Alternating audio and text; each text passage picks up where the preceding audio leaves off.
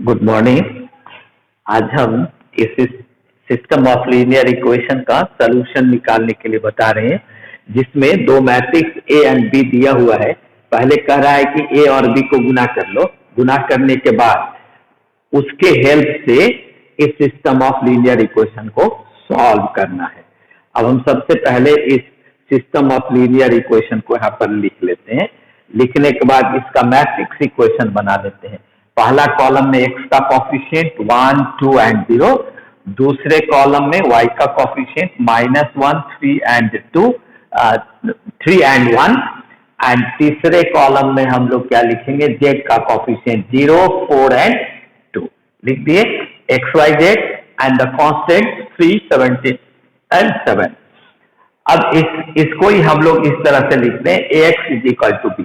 क्योंकि यहाँ पर a दिया हुआ है तो हम देखेंगे क्या ये वाला a के बराबर है, ये a के बराबर है कि नहीं है। तो हम क्या देखते हैं कि ये दोनों बराबर नहीं है।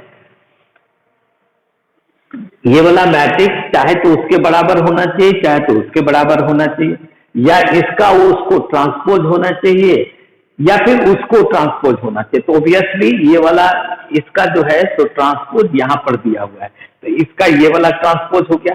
तो इसको हम लोग लिख देते हैं ए ट्रांसपोज है। एक्चुअली ये है A transpose into X is equal to, अब बी भी वहां दिया हुआ है तो इसको सी लिख देते हैं, इसको सी लिख देते हैं।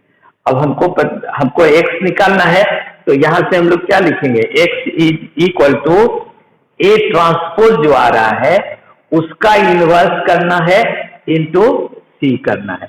तो ये हमको एक प्रॉपर्टी पता होना चाहिए कि ए इनवर्स का ट्रांसपोज ए ट्रांसपोज का इनवर्स बराबर होता है। इसका मतलब ये क्या हो जाएगा, ए इनवर्स निकाल करके उसका ट्रांसपोज कर देना है और तब सी से मल्टीप्लाई करना है। तो देखेंगे इसको नंबर 1 रख के छोड़ देते हैं कि एक्स का मान कितना होना चाहिए, ए इनवर्स का ट्रांसपोज इंटू सी। अब ए क्या है, ए तो ऑलरेडी दिया हुआ है। अब यहां पर हम इसको छोड़ देते हैं सी। यहां पर है क्या चीज actually, where A is already given and only C is not known. C is the column matrix 3, 17 and 7, ये वाला कॉलम मैट्रिक्स है।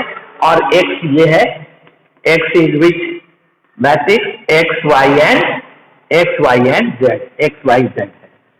ठीक है, अब हम लोग को कुछ करना नहीं है, एक्स का मान निकालने के लिए ए इनवर्स का ट्रांसपोज कर करके और सी से मल्टीप्लाई कर देना है। चलिए अब हम इस प्रोसेस में आते हैं कि हमको प्रोडक्ट फाइंड आउट करना है। इतना लिखने के बाद हम अब स्टार्ट करेंगे प्रोडक्ट करने के लिए। तो लिखेंगे नाउ ए इंटू बी, और याद रखेंगे कि हमको ए का इनवर्स निकालना है। तो ए इंटू बी, ए लिख देते हैं यहां पर 1, 2, 0, -1, 3 एंड 1, 0, 4 एंड 2, ये हो गया। और बी हम लिखते हैं जो मैट्रिक्स दिया हुआ है 2, -4 एंड 2, 2, 2, -1, -4 एंड 5। इसको जब हम मल्टीप्लाई करेंगे इस दोनों मैट्रिक्स को, अब हम इसको मिटा देते हैं। अब जब हम इस दोनों को मल्टीप्लाई करेंगे तो देखो क्या आता है, 2, 4, 6, 0। तो ये हमारा ऊपर में आ जा रहा है 6, इसके बाद में 0 आ जा रहा है, फिर 0 आ जा रहा है, 0 आ रहा है, 6 आ रहा है, 0 आ रहा है, 0, 0, 6 आ जा रहा है। हम मल्टीप्लाई करके देख लेंगे, फर्स्ट और सेकेंड कॉलम करेंगे, -4 + 4 0, तो 0 हो गया, यहां पर से 2 हो गया, -2 हो गया, 0 हो गया, तो ये भी 0, -2 and 3 into 2, 6 and 4, so again 0। in this way हम दोनों को मल्टीप्लाई कर लेते हैं। इसको हम लोग 6 बाहर कर लेंगे तो क्या हो जाएगा, 1, 0, 0, 0, 1, 0 एंड 0, 0, 1। इसको हम लिख देते हैं 6i। I means unit matrix of order 3।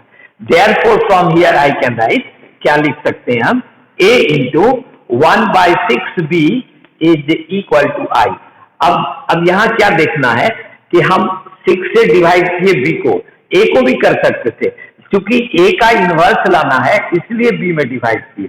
तो चूंकि दोनों का प्रोडक्ट i है इसका मतलब A इनवर्स का मान किसके बराबर हो गया? 1 डिवाइडेड बाई 6 इंटू बी के बराबर हो गया। 1/6 इंटू द मैट्रिक्स बी हो गया। मैट्रिक्स बी तो हमको अब पता है, मैट्रिक्स बी तो ऑलरेडी दिया हुआ है, तो ए इनवर्स हमारा यहां से निकल जाएगा।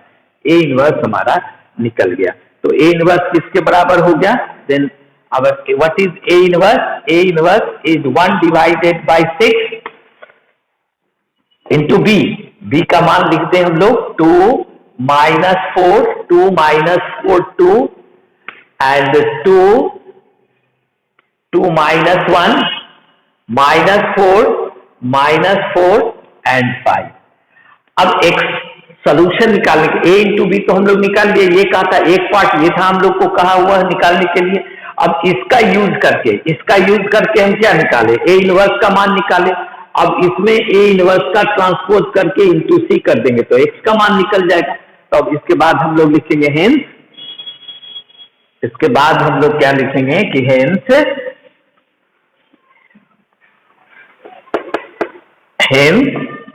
This x is equal to a inverse का ट्रांसपोज इंटू सी। तो a इनवर्स तो ये आया, इसका ट्रांसपोज करेंगे तो क्या हो जाएगा? फर्स्ट रो फर्स्ट कॉलम में चलाएगा 2 - 4 and 2, second row second column में चलाएगा 2 2 - 1, थर्ड रो थर्ड कॉलम में चलाएगा -4 and 5 निकल के चलाया।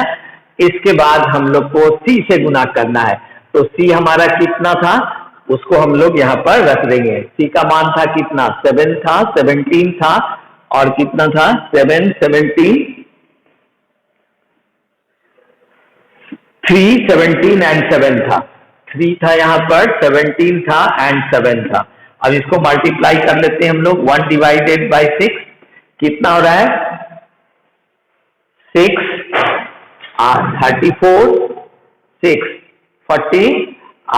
40 में से 28 सब्ट्रैक्ट कर देंगे। 40 में से 28 सब्ट्रैक्ट करेंगे तो कितना बचेगा? 12। तो यहां लिख दिए हम लोग 12। इसके बाद सेकेंड रो करेंगे -12 एंड प्लस 14 34 और 28 कितना आ रहा है? It is 40 minus 34 -6, so it is -6 and then इससे करते हैं, ये हो गया 6 -17 35 प्लस 35, तो ये कितना हो जाएगा हमारा? 41 हो गया। 41 में ये घटा देंगे तो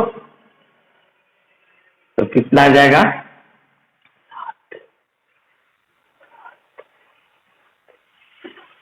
4 11 यहाँ पर बढ़ जाएगा 24, so it is 24। तो कितना आ रहा है हमारा? 6 दूनी 12, 6 कम 6 और 6 6। So what does this mean? This means that we have obtained the value of x y z। कितना कितना हम लोग को x y z का मान आया? यही ना x है। x का मतलब इस तरह से हो गया, x का मतलब तो x y z है और इसका मान कितना निकल करके आया हमारा? आया 2 - 1 and 4। तो इसका मतलब हो गया x का मान 2 और y का मान -1 एंड z का मान 4 हो गया। तो ये इस प्रोसेस से हम लोग निकालते हैं। हम लोग को ये देखना होता है कि कोफिशिएंट मैट्रिक्स दोनों में से किसके बराबर है।